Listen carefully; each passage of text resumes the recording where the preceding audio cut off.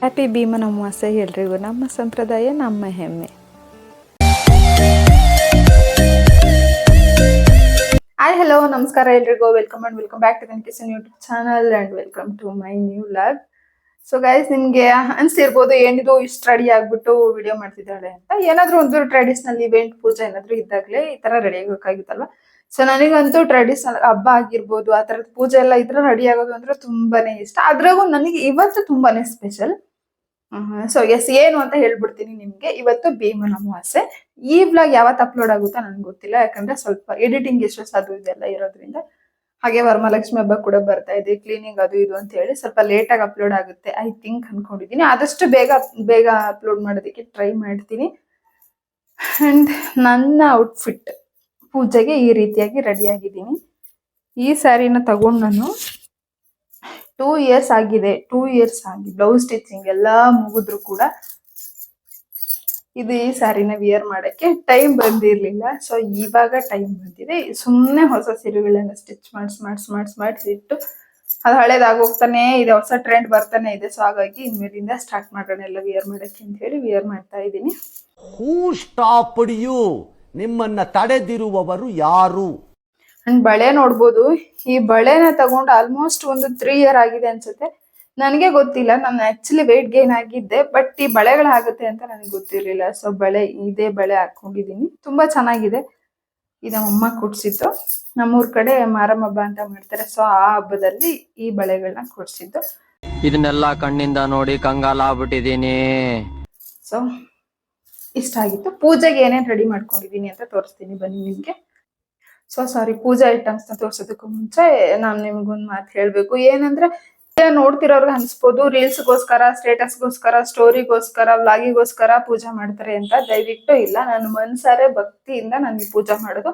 ನನಗಂತೂ ಈ ಭೀಮನ ಅಮಾವಾಸ್ಯೆ ತುಂಬಾನೇ ಸ್ಪೆಷಲ್ ಅಂದ್ರೆ ಸ್ಪೆಷಲ್. ಯಾಕಂದ್ರೆ ನಾನು ಮದ್ವೆಗೂ ಮುಂಚೆನೆ ನಾನು ಬೇರೆಯವ್ರನ್ನ ನೋಡಿ ಮಾಡೋದನ್ನ ನೋಡಿ ನನ್ನ ಮನ್ಸಿಗೆ ಅದನ್ನ ಅಳವಡಿಸ್ಕೊಂಡ್ಬಿಟ್ಟಿದ್ದೆ. ನಾನು ಈ ತರ ಪೂಜೆ ಮಾಡ್ಲೇಬೇಕು.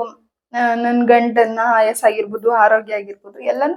ಸೊ ನಾವ್ ಮಾಡೋ ಪೂಜೆಯಿಂದ ಹಾಗೆ ಅವ್ರಿಬ್ರು ಮಾಡೋ ಕೆಲವೊಂದು ಒಳ್ಳೆ ಕಾರ್ಯಗಳಿಂದ ಕೂಡ ಅವ್ರವ್ರು ಚೆನ್ನಾಗಿರ್ತಾರೆ ಅಂತ ನನ್ನ ಭಾವನೆ. ಸೊ ಹಾಗಾಗಿ ನಾನು ಈ ಪೂಜೆನ ಮಾಡ್ತೀನಿ. ಹೋದ್ ವರ್ಷ ಎಲ್ಲ ಕೆಲವ್ರು ಅಂದಿದ್ದಾರೆ ನನ್ಗೆ ರೀಲ್ಸ್ಗೋಸ್ಕರನೇ ಪೂಜೆ ಮಾಡ್ತೀಯಾ ಹಾಗೆ ಹೀಗೆ ಅಂತ. ಅನ್ಕೊಳ್ಳೋರು ಏನಾದ್ರು ಅನ್ಕೊಳ್ಳಿ, ನಾನಂತೂ ಮೈಂಡ್ ಮಾಡಲ್ಲ. ನನಗೇನ್ ಇಷ್ಟನೋ ನಾನು ಅದೇ ಮಾಡುದು. ಬಟ್ ನಾನ್ ಮನಸ್ಪೂರ್ವಕವಾಗಿನೇ ಪೂಜೆ ಮಾಡೋದು. ಸೊ ಬನ್ನಿ, ಈಗ ಏನೇನ್ ಐಟಮ್ ಪೂಜೆಗೆ ನಾನು ಯಾವ ರೀತಿಯಾಗಿ ರೆಡಿ ಮಾಡ್ಕೊಂಡಿದೀನಿ ಅಂತ ತೋರಿಸ್ತೀನಿ. ಮೊದಲನೇದಾಗಿ ಈ ತರ ನಾನು ಈ ಪೂಜೆಗಂತಾನೆ ಕೆಲವೊಂದು ಐಟಮ್ಸ್ ನ ತಗೊಂಡಿದೀನಿ. ಈ ಪೂಜೆಗೆ ಬಿಟ್ರೆ ನಾನು ಅದನ್ನ ಮತ್ತೆ ಎತ್ತಿಟ್ಬಿಡ್ತೀನಿ. ನೆಕ್ಸ್ಟ್ ಇಯರ್ ಇದನ್ನೆಲ್ಲ ತೆಗಿಯೋದು.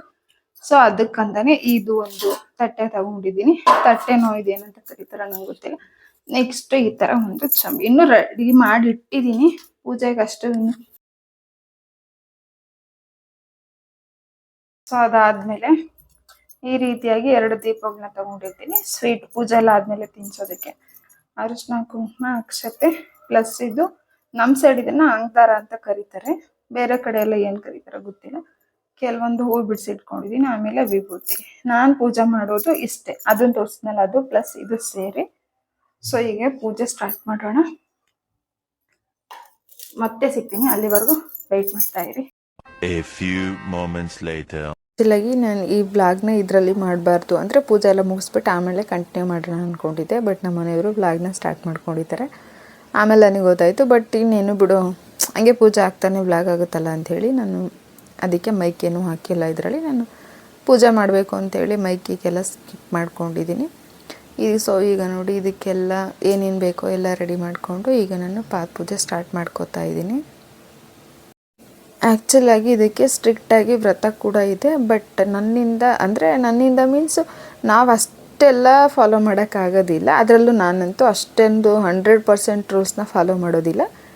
ಕೆಲವೊಂದನ್ನು ಮಾತ್ರ ಅಳವಡಿಸ್ಕೊಂಡಿರ್ತೀನಿ. ಹಾಗಾಗಿ ಎಷ್ಟು ಬೇಕೋ ಅಷ್ಟನ್ನು ಮಾತ್ರ ಅಕ್ಸೆಪ್ಟ್ ಮಾಡಿಕೊಂಡು ಪೂಜೆ ಮಾಡ್ತಾಯಿದ್ದೀನಿ. ನಾನಿಲ್ಲಿ ಮುಂಚೆ ಎಲ್ಲ ಚಿಕ್ಕ ತಟ್ಟೆಯಲ್ಲಿ ಮಾಡ್ತಾಯಿದ್ದೆ. ಬಟ್ ಕಾಲು ಸಾಕಾಗ್ತಾ ಇರಲಿಲ್ಲ ಅದರಲ್ಲಿ. ಸೊ ಹಾಗಾಗಿ ನಾನು ಇದಕ್ಕಂತಲೇ ಸಪ್ರೇಟಾಗಿ ಇದನ್ನು ತೊಗೊಬಂದೆ. ಈಗ ಪ್ಲೇಸ್ ಆರಾಮಾಗಿದೆ. ಪೂಜೆ ಮಾಡೋದಕ್ಕೂ ನನಗೂ ಸ್ವಲ್ಪ ಸಮಾಧಾನ ಅನಿಸುತ್ತೆ. ಪಾದ ಎಲ್ಲ ತೊಳ್ಕೊಂಡು ವಿಭೂತಿ ಹಚ್ಚಿ ಹಾಗೆ ಅರಶಿನ, ಕುಂಕುಮ, ಹೂವು ಏನೇನು ಇಡಬೇಕೋ ಎಲ್ಲನೂ ಇಟ್ಟು ಪೂಜೆ ಸ್ಟಾರ್ಟ್ ಮಾಡ್ತಾ ಇದ್ದೀನಿ.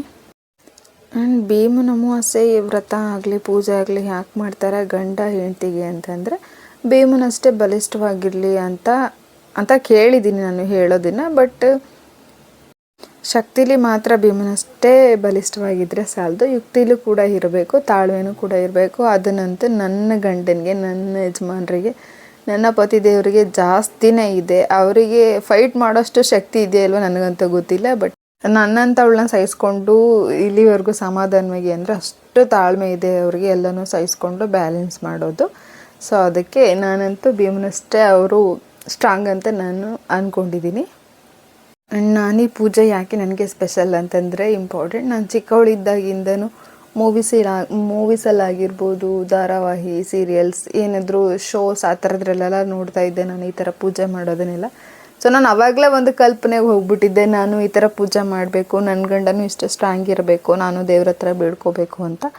ಕೆಲವೊಂದು ಹಬ್ಬನಾಗಿರ್ಬೋದು, ಕೆಲವೊಂದು ಪೂಜೆನಾಗಿರ್ಬೋದು, ನನ್ನ ಮನಸಾರೆ ಆವಾಗಲಿಂದನೇ ಕಂಟಿನ್ಯೂ ಮಾಡ್ಕೋಬೇಕು ಅಂತ ಅಂದ್ಕೊಂಡು ಸೊ ಅದೇ ರೀತಿಯಾಗಿ ಈಗ ಪೂಜೆ ಮಾಡ್ತಿದ್ದೀನಿ ಅಷ್ಟೇ. ನಾನಿಲ್ಲಿ ಕಮೆಂಟ್ ಮಾಡಿ ಗೈಸ್, ನೀವೆಲ್ಲ ಯಾವ ರೀತಿಯಾಗಿ ಅಂದರೆ ವ್ರತ ಮಾಡಿ 100% ಪೂಜೆ ಮಾಡ್ತೀರೋ ಅಥವಾ ನಾರ್ಮಲಾಗೆ ಪೂಜೆ ಮಾಡ್ತಿರೋ ಅಂಥೇಳಿ. ಇತ್ತೀಚೆಗಂತೂ ಎಲ್ಲರೂ ಮಾಡ್ತಾ ಇದ್ದಾರೆ. ಮುಂಚೆ ಎಲ್ಲ ಅಂದರೆ ನಾವು ಚಿಕ್ಕವರಿರುವಾಗೆಲ್ಲ ನಮ್ಮ ಅಪ್ಪ ಅಮ್ಮ ಆಗಿರ್ಬೋದು, ಅಜ್ಜಿ ತಾತ ಅವರೆಲ್ಲ ಈ ಥರ ಪೂಜೆ ಮಾಡ್ತಾ ಇರಲಿಲ್ಲ. ಈಗಿನ ಜನ್ರೇಷನ್ ಅವರು ಎಲ್ಲರೂ ಮಾಡ್ತಾರೆ. ಅದು ಒಳ್ಳೆಯದೇ. ಅದನ್ನು ಯಾಕೆ ಶೋ ಆಫ್ ಅಂತ ಆಗಲಿ ಅಥವಾ ರೀಲ್ಸ್ಗೋಸ್ಕರ ಫೋಟೋಗಂತಾರೆ ಯಾಕೆ ಅನ್ಕೋಬೇಕಲ್ವ? ಅವ್ರವ್ರ ಇಷ್ಟ, ಅವ್ರವ್ರ ಇಚ್ಛೆ, ಅದು ಅವರು ಮನಸ್ಪೂರ್ವಕವಾಗಿಯೂ ಕೂಡ ಮಾಡ್ತಿರ್ತಾರೆ. ನೀವು ಆ ಥರ ಎಲ್ಲ ಬ್ಯಾಡಾಗಿ ಮಾತಾಡಿದರೆ ಅದು ಸರಿ ಅನಿಸೋದಿಲ್ಲ ಅಲ್ವಾ? ಥಿಂಕ್ ಏನು ಅಂತಂದರೆ ಅಷ್ಟು ಬ್ಯಾಡಾಗಿ ಮಾತಾಡಿರೋರೇ ಪೂಜೆ ಮಾಡ್ತಾ ಇರ್ತಾರೆ. ಎಷ್ಟು ರೀತಿಯಾಗಿ ಸತ್ಯ ಹೇಳಿ ಅಲ್ವಾ? ಆ್ಯಂಡ್ ಮತ್ತೆ ಪೂಜೆ ಮಾಡಿದ್ಮೇಲೆ ಎಕ್ಸ್ಪೆಕ್ಟೇಷನ್ ಒಂದು ಅಂದರೆ ಪೂಜೆ ಆದಮೇಲೆ ಹಸ್ಬೆಂಡ್ ಅವ್ರಿಗೆ ವೈಫ್ಗೆ ಪೂಜೆ ಮಾಡಿರ್ತಾರಲ್ವ, ಸೊ ಹೆಂಡ್ತಿಗೆ ಏನಾದರೂ ಗಿಫ್ಟ್ ಕೊಡಬೇಕು ಅದು ಇದು ಅಂತ ಏನೇನೋ ಅನ್ಕೋತಾರೆ. ನಾನಂತೂ ಏನೂ ಎಕ್ಸ್ಪೆಕ್ಟ್ ಮಾಡೋದಿಲ್ಲ. ಮುಂಚೆಯಿಂದನೂ ನಾನು ಆ ಥರ ಏನೂ ಎಕ್ಸ್ಪೆಕ್ಟ್ ಮಾಡಿಲ್ಲ. ಆ ಥರ ರೂಲ್ಸ್ ಇಟ್ಕೊಂಡು ಕೂಡ ನಾವೇನೂ ಪೂಜೆ ಮಾಡೋದಿಲ್ಲ. ಗಂಡನಿಗೆ ಮೇಯ್ನಾಗಿ ಆಯಸ್ಸು, ಆರೋಗ್ಯ, ಅವರೆಲ್ಲ ರೀತಿಯಿಂದನೂ ಚೆನ್ನಾಗಿ ಅಭಿವೃದ್ಧಿ ಆಗಬೇಕು ಅನ್ನೋ ರೀಸನ್ಗೆ ನಾನು ಪೂಜೆ ಮಾಡ್ತೀನಿ. So no more expectation. ನನಗೆ ಆಗಲಿ ಅವ್ರಿಗೆ ಆಗಲಿ ಯಾವಾಗಲೂ ಏನೂ ಎಕ್ಸ್ಪೆಕ್ಟ್ ಮಾಡೋದಿಲ್ಲ ಇಬ್ಬರೂ ನಾವು. ಯಾರೆಲ್ಲ ನನ್ನ ಚಾನೆಲ್ನ ಮೊದಲನೇದಾಗಿ ನೋಡ್ತಾ ಇದ್ದೀರೋ ಪ್ಲೀಸ್ ದಯವಿಟ್ಟು ಎಲ್ಲರೂ ಸಬ್ಸ್ಕ್ರೈಬ್ ಮಾಡ್ಕೊಳ್ಳಿ. ವಿಡಿಯೋ ಇಷ್ಟ ಆಗಿದ್ರೆ ಲೈಕ್ ಮಾಡಿ, ಶೇರ್ ಮಾಡಿ, ಕಮೆಂಟ್ ಮಾಡಿ.